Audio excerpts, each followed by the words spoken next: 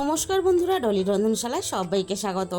আজকে তোমাদের সাথে শেয়ার করব নিরামিষ এঁচোড় মোহিনী রেসিপি। এঁচোড় হয়তো তোমরা অনেক রকমভাবে রান্না করে খেয়েছো, তবে একবার হলেও তোমরা এঁচোড় মোহিনী এইভাবে বানিয়ে দেখো। একবার যদি এইভাবে এঁচোড় রান্না করো তাহলে কিন্তু বারবার সারা গরম জুড়ে এইভাবেই এঁচোড় রান্না করতে ইচ্ছে করবে। আর একঘেয়েমি এঁচোড়ের রেসিপি বারবার না বানিয়ে একবার হলেও তোমরা এইভাবে বানিয়ে দেখো। আমি এখানে গোটা এঁচোড়টা মাঝখান থেকে দু টুকরো করে কেটে নিলাম। এবার আমি এঁচোড়টাকে কেটে রেডি করে নেব। এঁচোড়টা আমি কাটার সাথে সাথে জলের মধ্যে ডুবিয়ে দিয়েছিলাম যাতে এঁচোড়টা কালো না হয়ে যায়। এঁচোড়টা আমি খুব বেশি বড় টুকরো করে কাটিনি, মাঝারি সাইজের টুকরো করে আমি এঁচোড়টাকে কেটে নিয়েছি। এবার আমি এঁচোড়টাকে ভালোভাবে ধুয়ে রেডি করে নিয়েছি। আজকে আমি এঁচোড় রান্নাটা কাঁচা এঁচোড় দিয়েই করব, এঁচোড়টা আমি সিদ্ধ করব না। এবার আমি এঁচোড়টাকে রান্নার জন্য রেডি করে নেব। তার জন্য আমি এঁচোড়ের মধ্যে প্রথমে স্বাদ মতো লবণ দিয়ে দিলাম, আর লবণের সাথেই আমি দিয়ে দিলাম হাফ চামচ হলুদের গুঁড়ো, আর হলুদের গুঁড়োর সাথেই আমি দিয়ে দেবো অল্প একটু লঙ্কার গুঁড়ো। এই সময় খুব বেশি ঝালের জন্য লঙ্কার গুঁড়ো দেওয়ার প্রয়োজন নেই, কারণ আমরা রান্নাতে পরে লঙ্কার গুঁড়ো আরও ব্যবহার করব। এবার আমি এঁচোড়ের মধ্যে দিয়ে দিলাম 50 গ্রাম টক দই, আর এই টক দইটা কিন্তু অবশ্যই রান্নাতে ব্যবহার করতে হবে। এবার আমি এঁচোড়টা সমস্ত মশলা আর টক দইয়ের সাথে ভালোভাবে মেখে নেব। আমার একটু সমস্যা থাকার জন্য আমি বড় চামচ দিয়ে সমস্ত এঁচোড়টাকে ভালোভাবে মশলার সাথে মেখে নেব। তোমরা কিন্তু হাতের সাহায্যেও মেখে নিতে পারো। আমি এঁচোড়টাকে ভালোভাবে মেখে নিয়েছি। এবার আমি 10 মিনিটের জন্য এঁচোড়টাকে ম্যারিনেট করে রেখে দেব। এই রান্নার জন্য আর কি কি লাগছে এবার সেটা দেখে নেওয়া যাক। আমি 6-7টার মতো কাজু বাদাম আগে থেকে একটু অল্প জলের মধ্যে ভিজিয়ে রেখে দিয়েছিলাম যাতে কাজুটা নরম হয়ে যায়। এবার আমি এখানে একটা মিক্সির জার নিয়ে নিলাম। এবার এই মিক্সির জারের মধ্যে ভিজিয়ে রাখা কাজু বাদামগুলো দিয়ে দেব। তবে খুব বেশি কাজু বাদাম দেওয়ার প্রয়োজন নেই, তাহলে গ্রেভিটা অনেকটাই গাঢ় হয়ে যাবে। আগে থেকে আমি 10 টাকা প্যাকেটের একটা গুঁড়ো দুধ ছোট বাটির 1 বাটি উষ্ণ গরম জল দিয়ে গুলিয়ে রেখে দিয়েছিলাম। দুধটা খুব ভালোভাবে ঠান্ডা করে আমি অর্ধেক দুধটা এখন মিক্সির জারের মধ্যে দিয়ে দিলাম, আর বাকি অর্ধেকটা আমি রেখে দিলাম রান্নাতে পরে ব্যবহার করব। এবার আমি মিক্সির জারের মধ্যে দিয়ে দেব চায়ের চামচের 2 চামচ সাদা তেল। এবার আমি সব কিছু একসাথে মিক্সিতে ভালোভাবে পেস্ট করে নেব। মিক্সিতে দেখো আমি সব কিছু একসাথে বেশ ভালোভাবে পেস্ট করে নিয়েছি। এবার আমি এটাকে একটা সাইডে রেখে দেব। তাহলে চলো রান্নাটা আমি কিভাবে করেছি এবার সেটা দেখে নেওয়া যাক।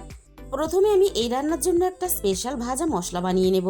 তার জন্য কড়াইটাকে হালকা একটু গরম করে নিয়ে এবার আমি কড়াইয়ের মধ্যে কিছুটা গোটা গরম মশলা দিয়ে দিলাম, 4টে এলাচ, কয়েক টুকরো ডালচিনি, আর নিয়েছি 4টে লবঙ্গ, আর নিয়েছি এখানে একটা জয়িত্রীর গোটা ফুল, আর নিয়েছি একটা ছোট জায়ফলের অর্ধেক। গরম মশলাটা যেহেতু ভাজতে একটু সময় লাগে তাই আমি হালকা আছে নাড়াচাড়া করে প্রথমে গরম মশলাটাকে ভেজে নিলাম। এবার আমি দিয়ে দেব 1 চামচ ভর্তি করে গোটা জিরে। গ্যাসের ফ্লেমটা আমি পুরোপুরি এখন বন্ধ করে দিয়েছি। কড়াইটা বেশ গরম হয়ে গেছে অনেকটাই, তাই কড়াইয়ের যেটুকু গরম আছে সেই গরমেই কিন্তু আমি জিরেটাকে ভেজে নেব।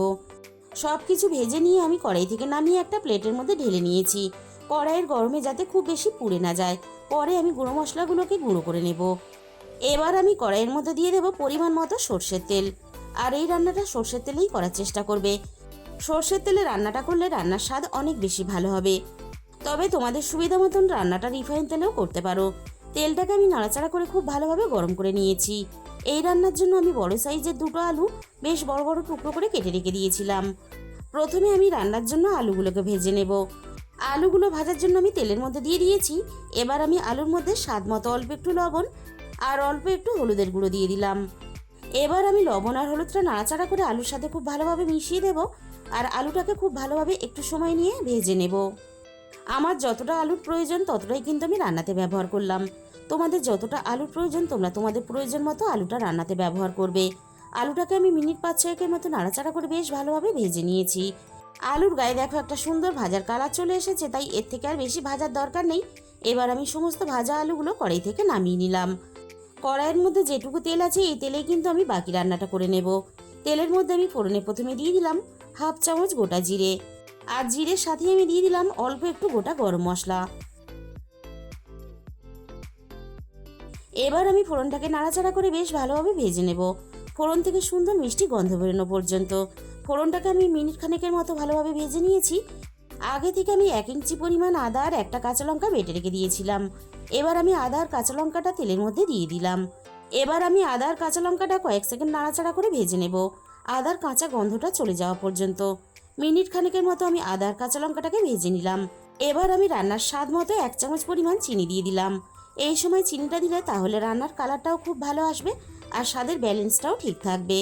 এবার আমি দিয়ে দিলাম 1 চামচ হলুদের গুঁড়ো, আর সাথে আমি এখানে দিয়ে দেবো 1 চামচ ঝালের জন্য লঙ্কার গুঁড়ো। আর ঝালের পরিমাণটা অবশ্যই কিন্তু নিজেদের স্বাদ মতো ব্যবহার করবে। এবার আমি সমস্ত মশলা একটু নাড়াচাড়া করে খুব ভালোভাবে একটু কষিয়ে নেব। আর এই সময় কিন্তু গ্যাসের ফ্লেমটা একেবারে লোতে রাখতে হবে, যাতে মশলাটা না পুড়ে যায়। এবার আমি ম্যারিনেট করে রাখা এঁচোড়টাকে মশলার সাথে দিয়ে দিলাম। মশলাটা যাতে তলা থেকে লেগে পুড়ে না যায় তার জন্য আমি মশলার বাটি দিয়ে অল্প একটু জল দিয়ে দিলাম। এবার আমি এঁচোড়টা নাড়াচাড়া করে বেশ ভালোভাবে কষিয়ে নেব। এক্সট্রা যে মশলার মধ্যে আমি জলটা ব্যবহার করেছি, এঁচোড়টা কষানোর সাথে সাথে আমি জলটা টানিয়ে নিয়েছি। এঁচোড়টাকে আমি মিনিট 4-5 মতো বেশ ভালোভাবে কষিয়ে নিয়েছি। এবার আমি এঁচোড়ের মধ্যে ভেজে রাখা আলুগুলোকে দিয়ে দেব।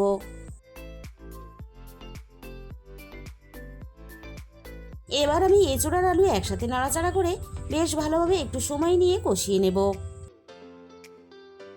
এঁচোড় আর আলু আমি মিনিট 2-3 মতো একটু কষিয়ে নিয়েছি। ভেজে রাখা মশলাটাকে আমি ভালোভাবে গুঁড়ো করে নিয়েছিলাম। এবার আমি এখান থেকে অর্ধেক মশলা এখন রান্নার মধ্যে দিয়ে দেব, আর বাকি অর্ধেকটা আমি রান্নাতে পরে ব্যবহার করব। আর এই রান্নাতে আমি কিন্তু আর অন্য কোনো রকম বাড়তি গুঁড়ো মশলার ব্যবহার করব না, তাহলে এই ভাজা মশলার স্বাদটা নষ্ট হয়ে যাবে। এবার আমি ভাজা মশলাটা দিয়ে নাড়াচাড়া করে বেশ ভালোভাবে কষাতে থাকবো। কষানোর সাথে সাথে রান্নার মধ্যে দেখো একটা শুকনো ভাব চলে এসেছে। বাকি যে অর্ধেক দুধটা আমি রেখে দিয়েছিলাম, এইভাবে অল্প অল্প করে দিয়ে আমি এঁচোড় আর আলু একসাথে বেশ ভালোভাবে কষিয়ে নেব। আমি এখানে গুঁড়ো দুধের ব্যবহার করেছি। তোমাদের হাতের কাছে যদি লিকুইড দুধ বা গরুর দুধ থাকে সেটাও কিন্তু রান্নাতে ব্যবহার করতে পারো। বাকি যে অর্ধেক দুধটা ছিল সেটাও কিন্তু আমি রান্নার মধ্যে দিয়ে দিলাম। এইভাবে অল্প অল্প করে দুধ দিয়েই কিন্তু এঁচোড় আর আলুটা ভালোভাবে কষিয়ে নিতে হবে। মিনিট 6-7 মতো আমি দুধ দিয়ে এঁচোড়টাকে ভালোভাবে কষিয়ে নিয়েছি। সাদা তিল আর পোস্ত বাটাটা আমি একটা বাটির মধ্যে ঢেলে নিয়েছিলাম। এবার আমি রান্নার মধ্যে দিয়ে দিলাম, আর একই সাথে আমি মশলার বাটিটা দিয়ে অল্প একটু জলও দিয়ে দিলাম। এইভাবে ধাপে ধাপে যত ভালোভাবে এঁচোড়টা কষাবে রান্নার স্বাদ কিন্তু হবে ততই মুখে লেগে থাকার মতো। আর এইভাবে কখনো যদি এঁচোড় রান্না করে না থাকো তাহলে কিন্তু অবশ্যই একদিন হলেও বাড়িতে ট্রাই করে দেখো। নিরামিষ হলেও এঁচোড় যে এতটা টেস্টি হয় তোমরা কিন্তু যতক্ষণ না এই রান্নাটা করবে ততক্ষণ বুঝতে পারবে না। মিনিট 3-4 মতো আমি কড়াইটা ঢাকা দিয়ে দিয়েছিলাম সবকিছু একসাথে ভালোভাবে পাক হওয়ার জন্য। আমি আবারও একটু এঁচোড়টাকে নাড়াচাড়া করে নেব। এঁচোড় আর আলু আমাদের বেশ ভালোভাবে কষানো হয়ে গেছে। এবার তোমাদের আমি একটা এঁচোড় তুলে দেখিয়ে দেব। দেখো কষানোর সাথে সাথে সুন্দরভাবে কিন্তু এঁচোড়টা সিদ্ধ হয়ে এসেছে। এবার আমি রান্নার মধ্যে প্রয়োজন মতো জল দিয়ে দেব। আর জলের পরিমাণটা কিন্তু আমি একটু বেশি দিলাম, কারণ এই রান্নাটা ঠান্ডা হওয়ার পরে অনেকটাই কিন্তু গাঢ় হয়ে যাবে। এবার আমি সবকিছু একসাথে নাড়াচাড়া করে খুব ভালোভাবে মিশিয়ে দেব। আর এইভাবে এঁচোড় রান্না করলে বাড়ির ছোট থেকে বড় সবাই যেমন খুশি হবে, তেমনই কিন্তু তোমরা গরম গরম ভাত, রুটি, লুচি, পরোটা সবকিছুর সাথেই খেতে পারবে। রান্নাটা বেশ ভালোভাবে ফুটে উঠেছে। এবার আমি স্বাদ মতো লবণটা দিয়ে দিলাম। এবার আমি কড়াইটা ঢাকা দিয়ে ভালোভাবে রান্নাটা করে নেব। মিনিট 20 মতো আমি ভালোভাবে রান্নাটা করে নিয়েছি। এবার আমি কড়াই থেকে ঢাকাটাকে সরিয়ে নিলাম। এবার আমি এঁচোড়টাকে নাড়াচাড়া করে দেখে নেব এঁচোড় আর আলু ভালোভাবে সিদ্ধ হয়েছে কিনা। আলু বেশ ভালোভাবে সিদ্ধ হয়ে গেছে। এবার আমি এঁচোড় তুলে দেখে নেব এঁচোড়টা ভালোভাবে সিদ্ধ হয়েছে কিনা। এঁচোড় দেখো বেশ ভালোভাবে সিদ্ধ হয়ে গেছে, আবার সুন্দরভাবে গোটাও আছে। আর তার সাথে সাথে আলু বেশ ভালোভাবে সিদ্ধ হয়ে গেছে। আর গ্রেভিটা কিন্তু আমি ঠিক এরকমই রাখবো। এবার আমি রান্নার মধ্যে বাকি যে গুঁড়ো মশলাটা ছিল সেটা দিয়ে দিলাম। বন্ধুরা, তোমরা যারা নিরামিষ খেতে পছন্দ করো, সামনেই পয়লা বৈশাখ, তোমরা কিন্তু এঁচোড়ের এই রেসিপিটা বানিয়ে দেখতে পারো। খেতে কিন্তু জাস্ট অসাধারণ লাগে। এবার আমি রান্নার মধ্যে 1 চামচের একটু বেশি ঘি দিয়ে দিলাম। যেহেতু নিরামিষ এঁচোড় তাই অল্প একটু ঘি দিলে তাহলে রান্নার স্বাদ আর গন্ধ দুটোই খুব ভালো আসবে। গুঁড়ো মশলার গন্ধ আর ঘিয়ের গন্ধ যাতে রান্নার মধ্যে সুন্দরভাবে মিশে যায় তার জন্য আমি স্ট্যান্ডিং টাইমে 5 মিনিটের জন্য ঢাকা দিয়ে দিয়েছিলাম। এবার আমি কড়াই থেকে ঢাকাটাকে সরিয়ে নিলাম। তাহলে বন্ধুরা, আজকের এই রেসিপিটা ভালো লাগলে ভিডিওতে একটা লাইক করে দিও, আর নিজেদের বন্ধুদের মধ্যে শেয়ার করে দিও, আর কমেন্টের মাধ্যমে জানিও তোমাদের কেমন লাগলো। আর যে সমস্ত নতুন বন্ধুরা এখনও পর্যন্ত আমার চ্যানেলটা সাবস্ক্রাইব করনি, এরকম নতুন সহজ ঘরোয়া রেসিপি পেতে আমার চ্যানেলটা সাবস্ক্রাইব করে আমার পাশে থাকার অনুরোধ রইল। আর তোমাদের মূল্যবান সময় দিয়ে আমার এই রেসিপিটা এতক্ষণ সময় ধরে দেখার জন্য তোমাদের সবাইকে অসংখ্য ধন্যবাদ।